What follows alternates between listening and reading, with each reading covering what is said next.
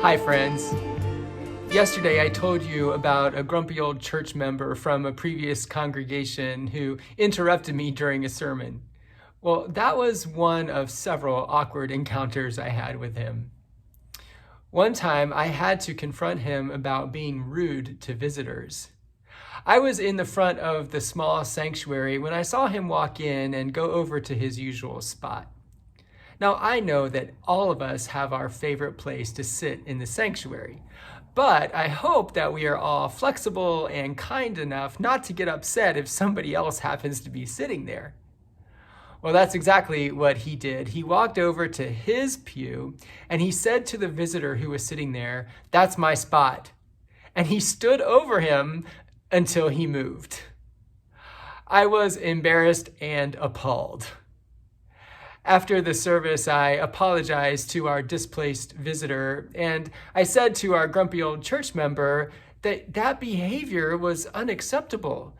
We were trying to create a welcoming, friendly place for all people to come to worship. And he looked at me and with all seriousness said, "Well, this is my favorite place to sit, and here's why." And he took an offering envelope and put it in the crack of the wood of the pew in front of him. And he said, "I put my offering envelope here so the ushers can just pick it up and I don't have to put it in the plate."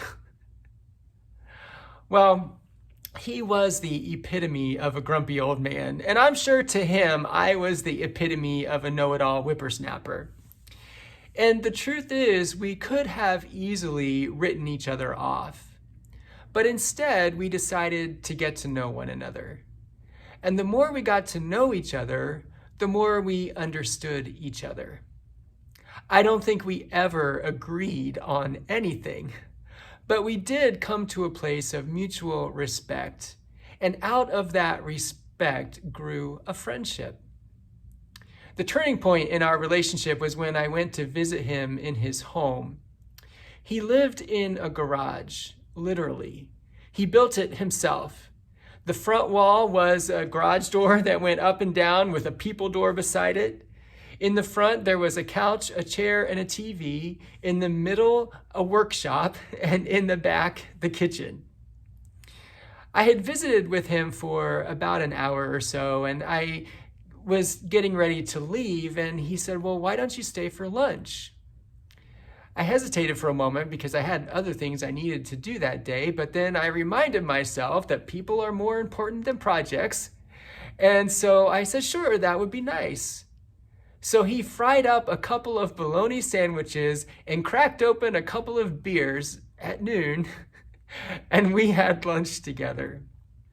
There was something about sharing that meal that solidified our mutual respect. I still had to have difficult conversations with him after that, and he still pushed back. But beneath the conflict, there was respect, trust, and I would say even love. I think the meal of bread and wine in Holy Communion does the same thing for Christians as that meal of bologna and beer did for Virgil and me.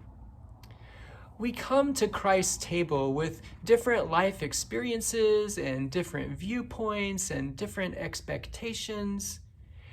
And yet there is something about that sacred meal that solidifies our mutual respect, so that beneath our conflict there is respect and trust and even love.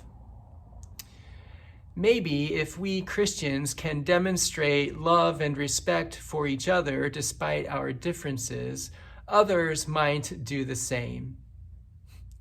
Maybe what the world needs now is bologna and beer and love, sweet love. Thanks for listening. I'll see you again soon.